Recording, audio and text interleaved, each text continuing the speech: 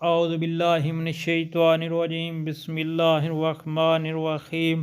السلام علیکم پیارے بہن بھائیو، اللہ پاک سے دعا ہے آپ کی پریشانیاں دور فرمائے اور آپ کے رزق میں برکت اور کشادگی عطا فرمائے۔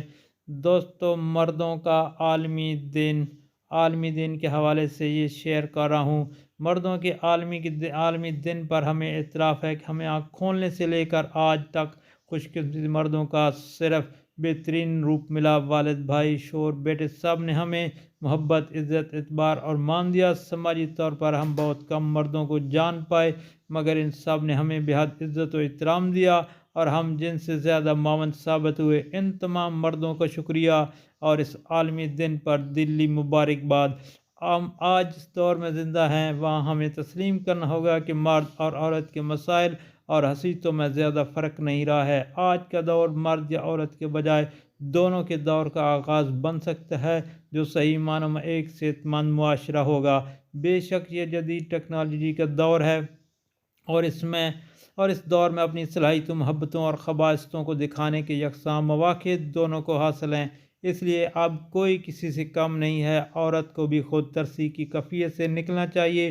اگر مرد کی شاعری عورت کے جور و جفا اور بے وفائی کے قصوں پر یا رخی کہانی سناتی رہتی ہے تو عورت کو بھی محض اپنی مظلومیت اور مرد کے ظلم کے تذکروں پر مبنی تصویر پیش نہیں کرنی چاہیے، کیونکہ یہ بھی ایک یک رخی یعنی ایک طرفہ تصویر ہے۔ میں ایک ایسی دنیا کا خواب دیکھتی ہوں جہاں صرف بیٹی ہی نہیں، بیٹا بھی، یعنی دونوں اپنے اپنے جائز حقوق کے ساتھ خوش رہ سکیں۔ میرے نزدیک مضبوط عورت کی ایک نشانی یہ بھی ہے کہ وہ مرد کی خوبیوں کو نہ صرف تسلیم کرے بلکہ انہیں سراہے بھی۔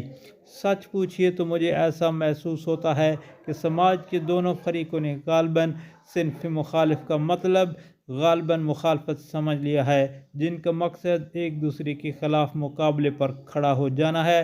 مقابلہ ہمیشہ انسان کو کمزور کرتا ہے، دلوں میں حسد اور نفرت کا جذبہ پیدا کرتا ہے۔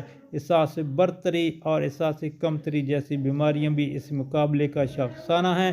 مقابلہ چھوڑیے اور محبت اور خلوص کو رواج دیجیے، کیونکہ یہاں مل کر چلنا اصل جیت ہے۔